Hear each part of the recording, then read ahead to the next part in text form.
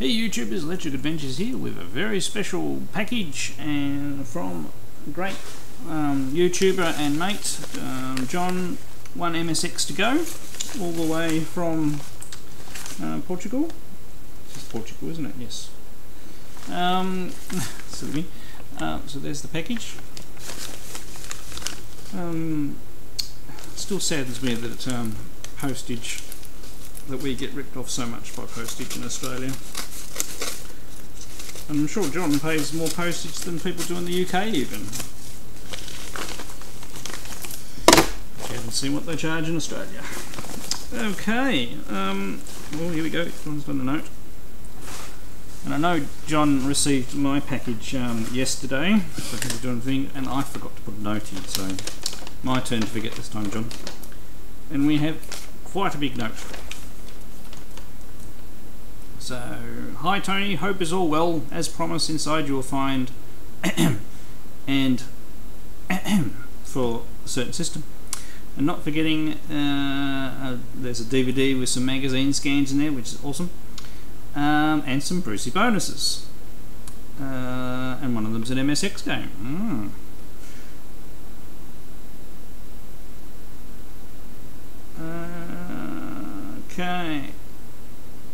Okay, so it's an MSX game. You're having trouble loading, right? So, so my knowledge in MSX program and all, would you be able to figure out what the problem is? Maybe incorrect loading instructions.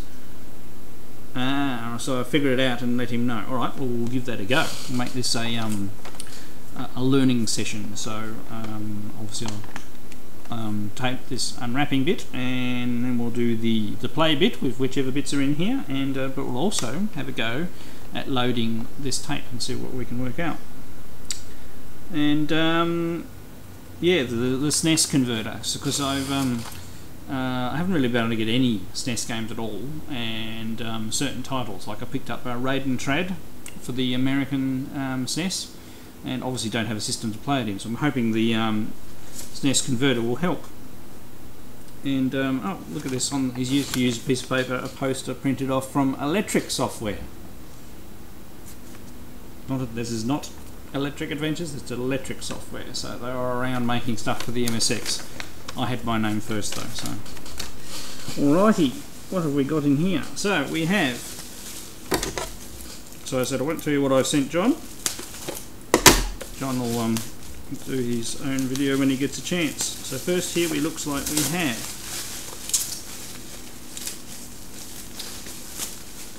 a game for the Mega Drive, and my word, it's in good condition. Zero Wing. I mean, yes, it's missing the thing on top, but I don't really care about those, but other than that, it is in really good condition, the case. And it's got the instructions and extra bit of bubble wrap in there to protect the cartridge. And there we go. Look at the condition of that. That's in really good condition, John. Wow. So we'll definitely be having a play session of that. I love my shooters. Okay, what else have we got in now? Here we go. Here's the MSX game. Does look like something's come along for the ride with this MSX game though.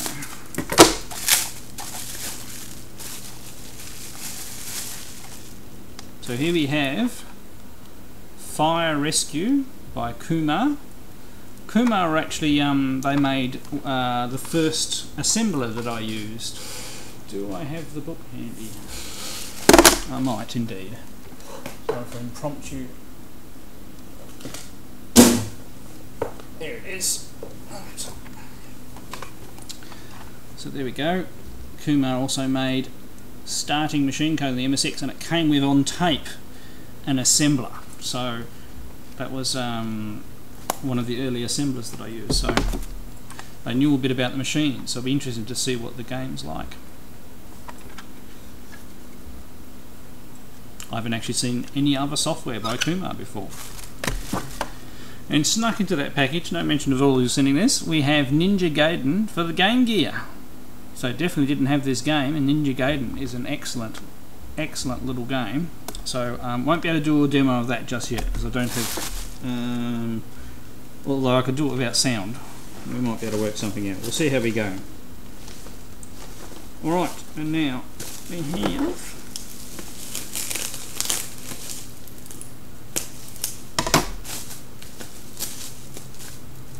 which I really appreciate John sending me this, because I know I like collecting consoles, but you know, you can't keep on getting every variant of everything, so this will help. So, Super Game Converter in its box. Also wasn't expecting it to be a boxed one either.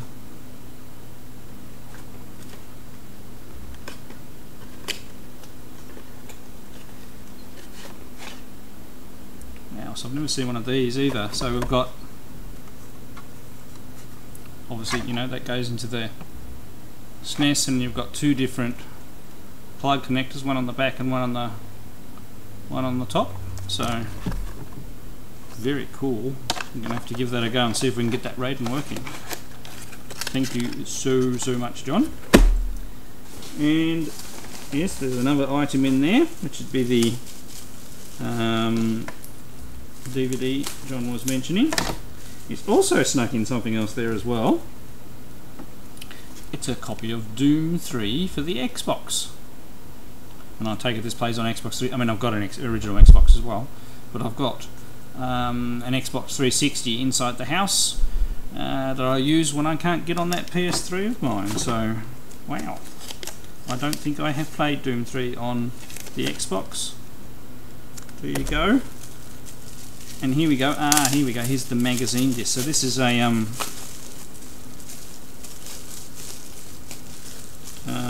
because I mean I wrote software. I also published a magazine for MSX as well.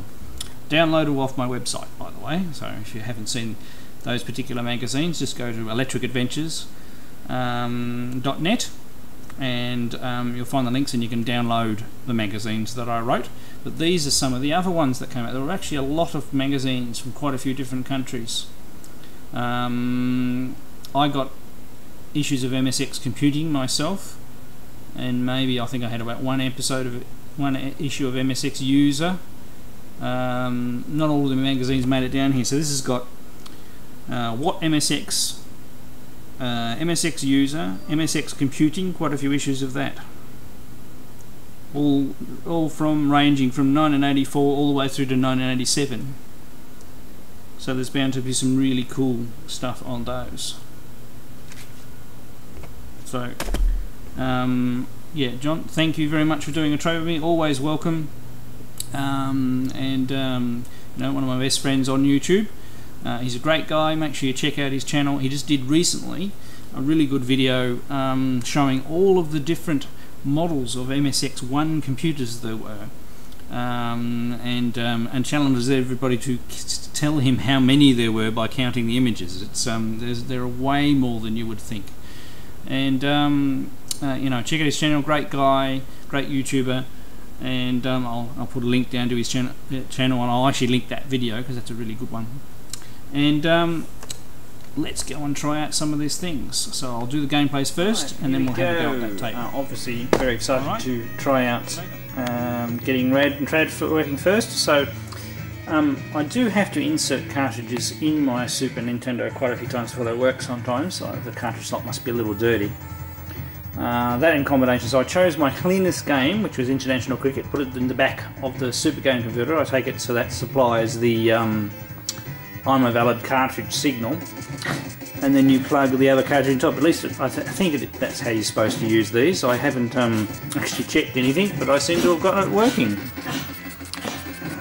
Because there we go, here is an American cartridge, RAD and TRAD, playing on my SNES. So let's have a look. Set the camera up so you can see.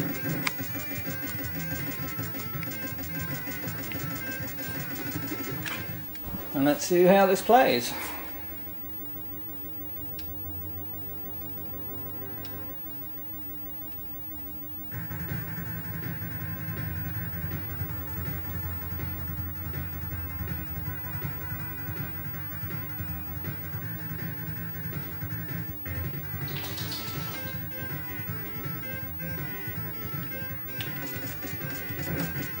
Okay, so B button fires.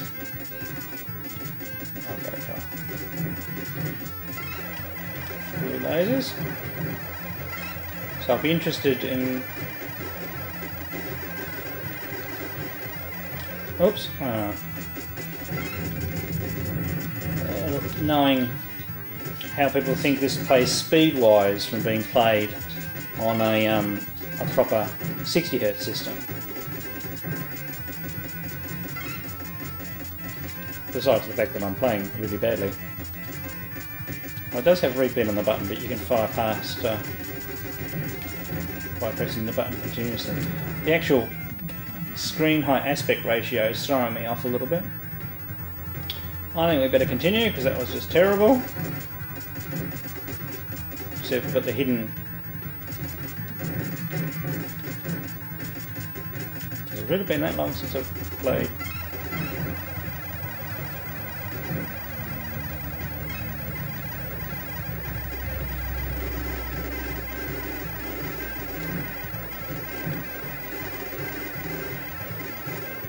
Oh dear. Not a very good demonstration of the game, is it?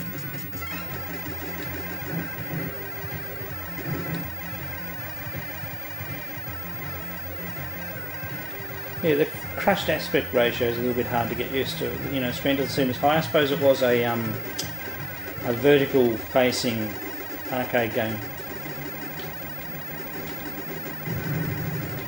The bomb is because I'm not playing very well.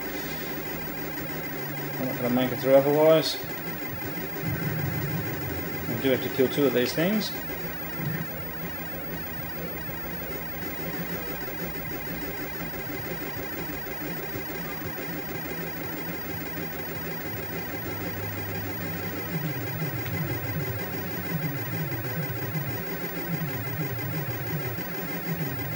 Yeah, so we'll be interested in it in the comparison to see whether this is running slower because it's being a 50 Hz system or not.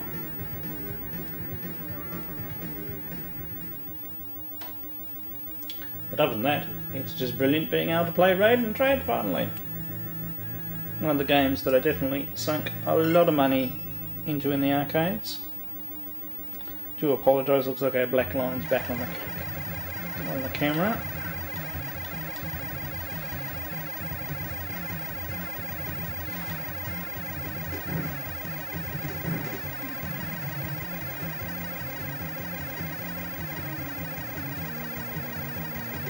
It's been so long I've played it, I can't remember the buttons.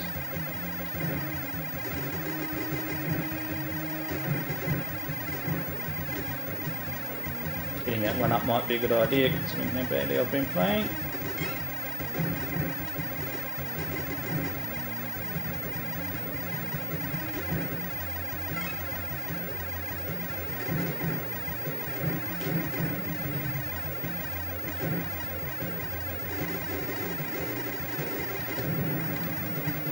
Oh dear.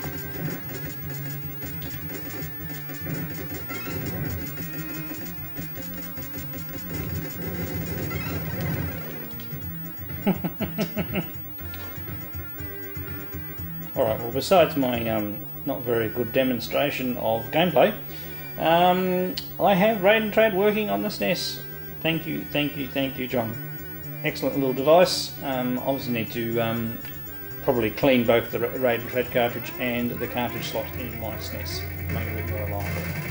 Right, here we go with the other title that the other item that John sent me, which is Zero Wing for the Mega Drive.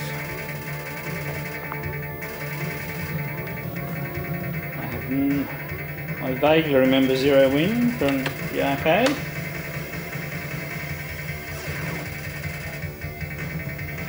Got a nice little intro sequence going here.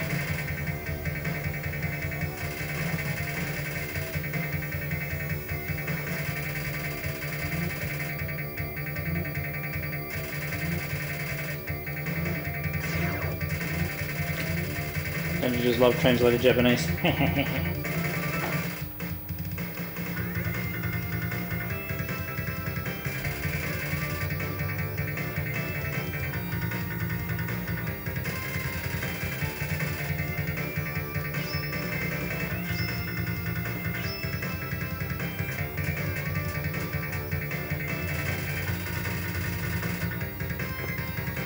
Okay, I won't use up too much video time with that, but that looks pretty cool.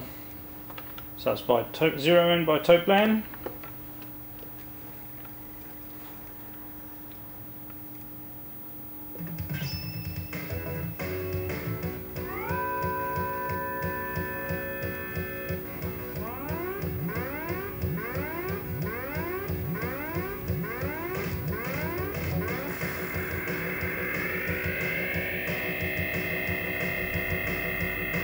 Battlestar Galactica launch shoot action happening here.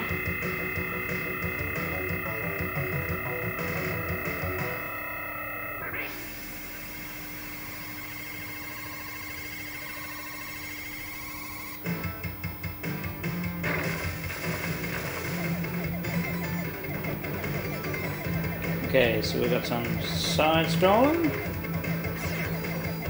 Pick up a power up.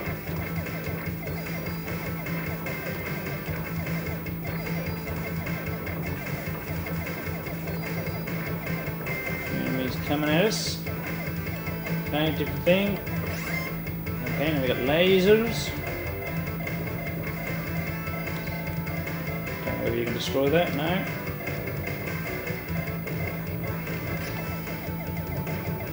Okay, now we've got homing bullets. That's pretty cool.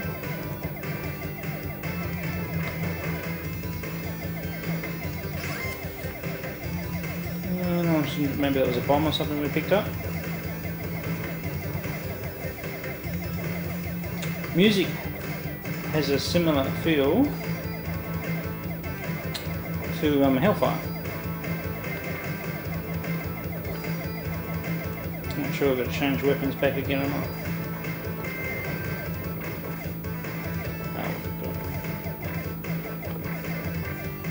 So the red bullets are faster and go straight. Now I've got the laser one again. Let's go with those, I think they're better. Whoops. Trying to get too many things now.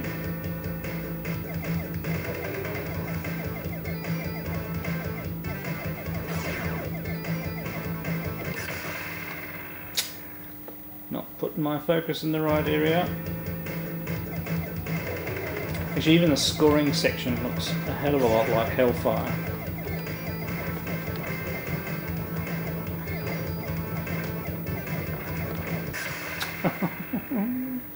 I'm looking at the wrong thing when I'm dodging.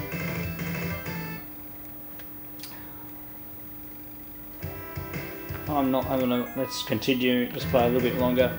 Surely I can't show you just that little bit. We've got to get to a boss or something. How embarrassing.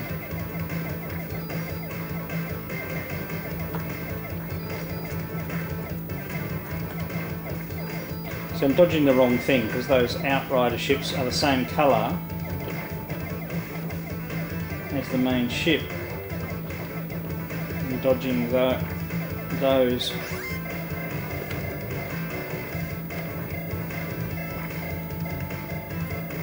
You'll make far less mistakes if you use those.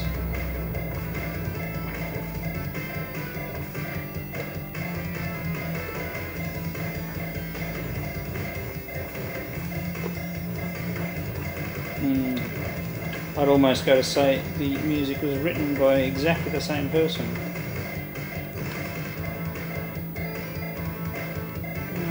To use the green, I will skip the green.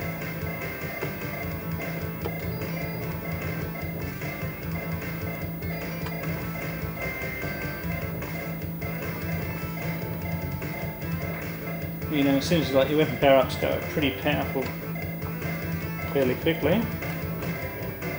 Made a mistake of dodging the wrong thing again then. I haven't actually tried pressing any other buttons yet, have I?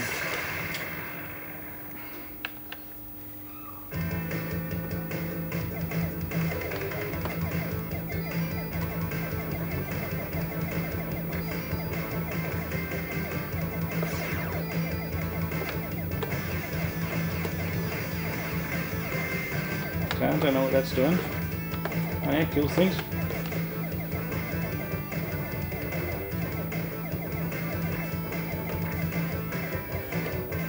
Now what's the C button do? Nothing.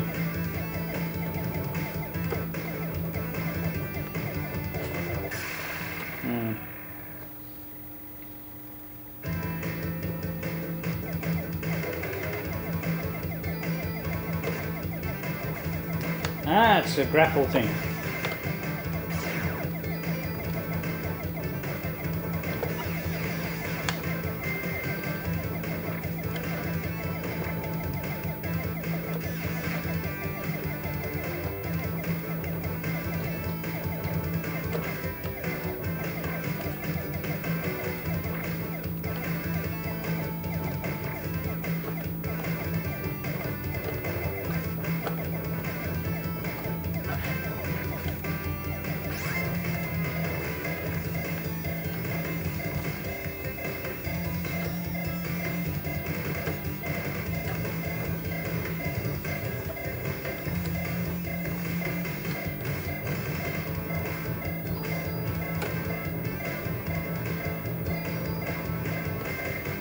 Starting to show some signs of stress there.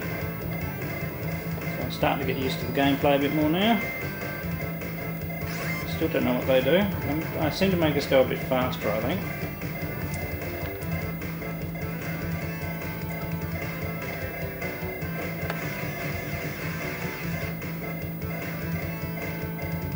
Seems to be something trapped in there. He's going to come out, I reckon.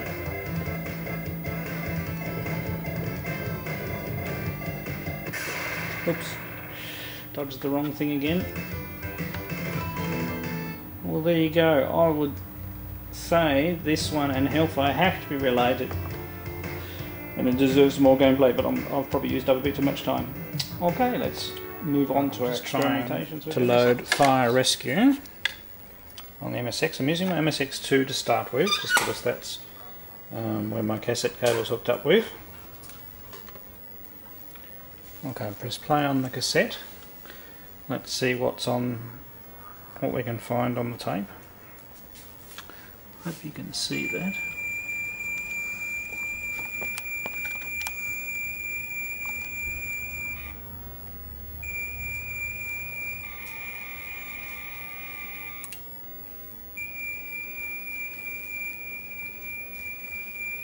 Okay, so it's loading the first section okay. And then it has trouble in the next section. Sorry, just making the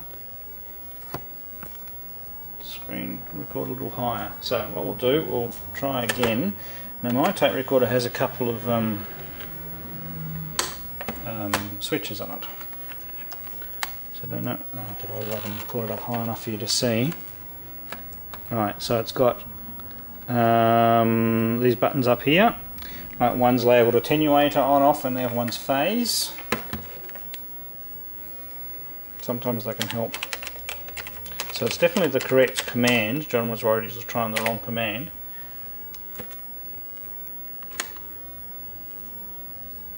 And just try with the phase reversed.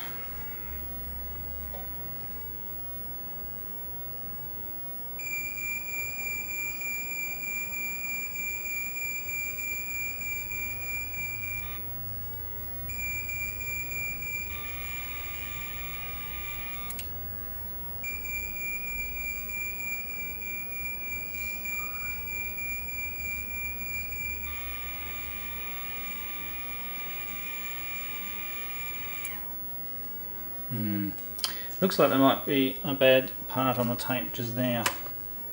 But what we probably need to do, I mean, I'll try a couple more combinations of attenuation on and off and phase.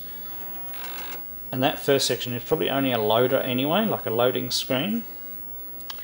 So what we might do is actually try and see if there's another segment on the tape further on. So you can hear that other part still there at the moment. We'll just let it run through and see whether we can find another part.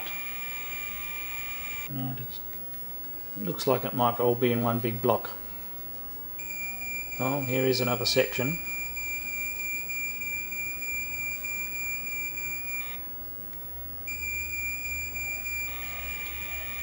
And that was at marker 35.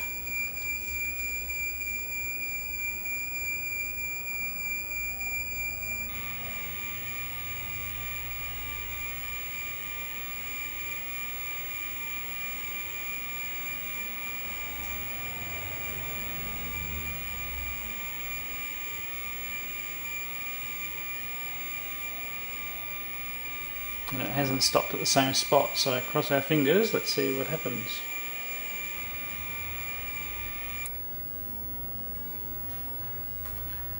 Right, and there we go, we've got it working. So there was a second copy, or the first part was only a loading screen that was quite big in itself. So I don't know where our volume is at the moment. Let's see.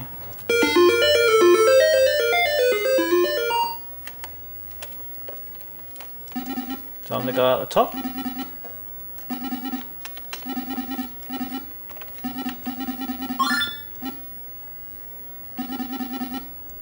Right, so I've got one mouse, and we put them down the chute. Right, okay.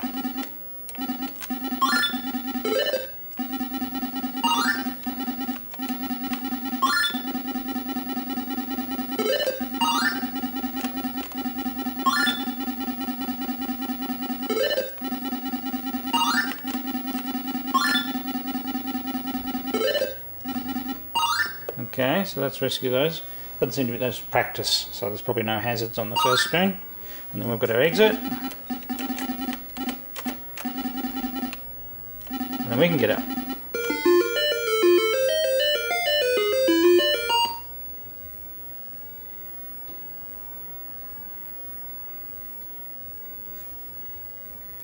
Okay, now we have fire guys, so we've got to avoid those, I take it.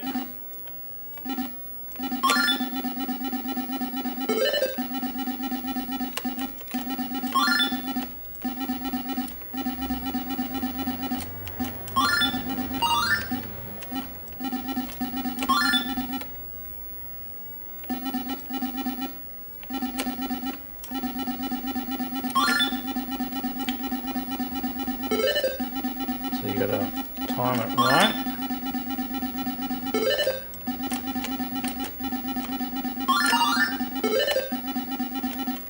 Now, I don't know how you get past that. Just see whether I don't know what that got. Right, no, we can't touch that. I was just seeing whether that fire extinguisher gave you anything. It looks like a fire extinguisher anyway. And then we start again.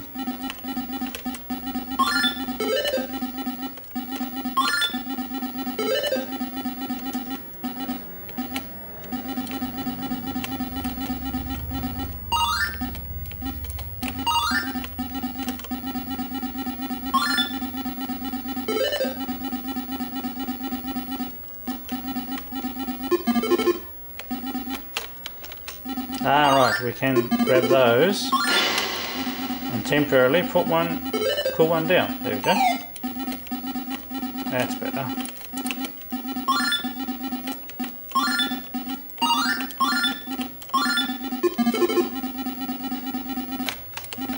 Oops, missed. Right. Get our last mouse person.